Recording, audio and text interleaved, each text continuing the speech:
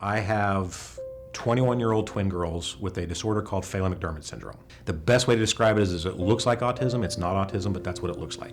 High stress at my house. They get along most of the time, but when they don't, it's game on. And then I was a police officer for 25 years. High stress job. I never got a break from stress, ever. In 2007, I was working for the Norman Police Department, and I had a physical appointment for my doctors, and my wife, who's been married to me ever since I became a police officer, walked up to me and she says, "You need to ask the doctor about this." And she handed me a yellow sticky note, stuck it to my phone. So I went to the doc, everything looks good, you got any questions? I go, "Oh yeah, this is what the yellow sticky note said." It said, "He's getting very cranky, there's something wrong with him, fix him." I mean, honestly, I didn't realize that I was going down that path. I had no idea. He started talking to me, asked me some more questions, and he asked me, he says, "I would really like for you to go see a psychiatrist. Would you be willing to do that?" And immediately I told him no. I was afraid I was gonna lose my job. So I was like, I'm not gonna do it. He convinced me.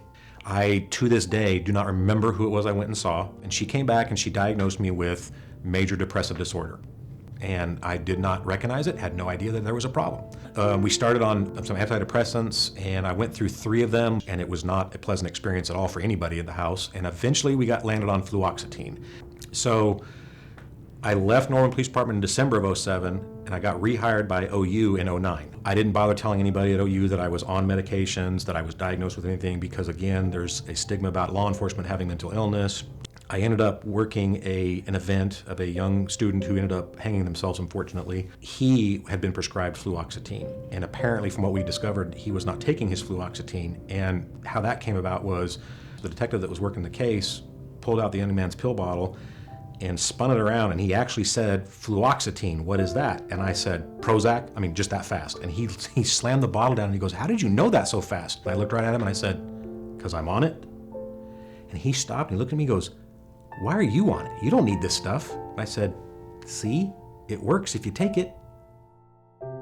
Fast forward to 2020 now, and both of my girls were awarded Make-A-Wish trips, and we went to the Bahamas.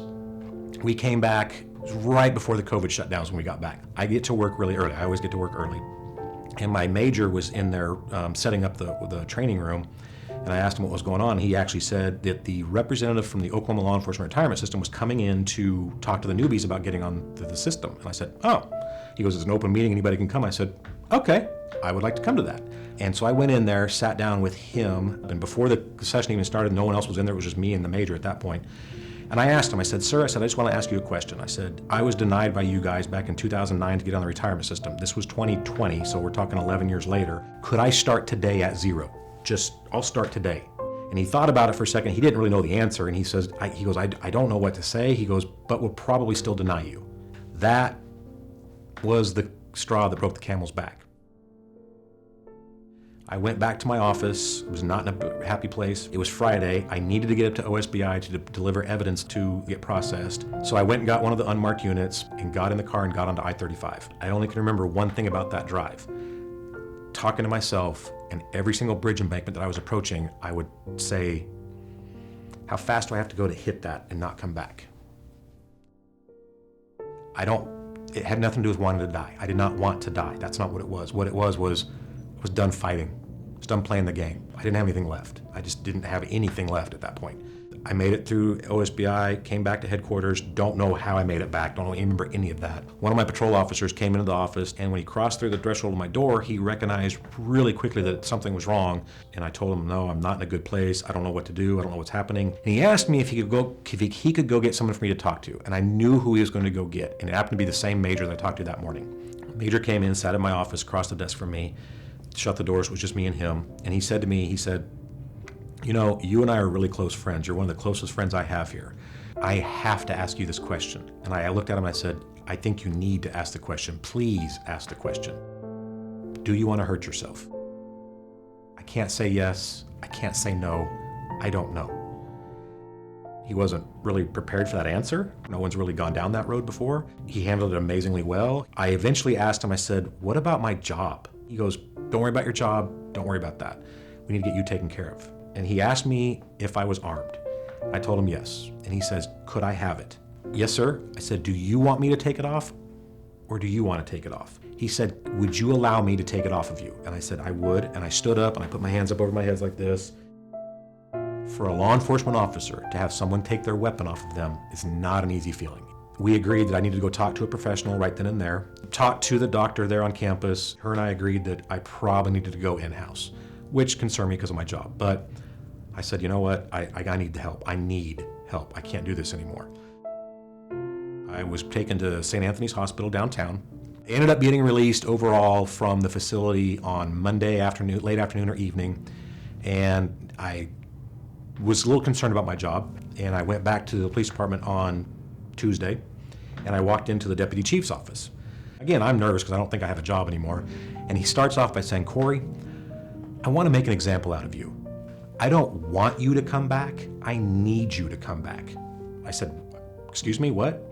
He told me that if I could come back to full duty, full staff, that I would be able to show these other officers it's okay to get help. I said, let's do this. What do I got to do? When I retired from OU in 2022, I was a full-fledged officer again. I freely tell my story to anybody that wants to hear it.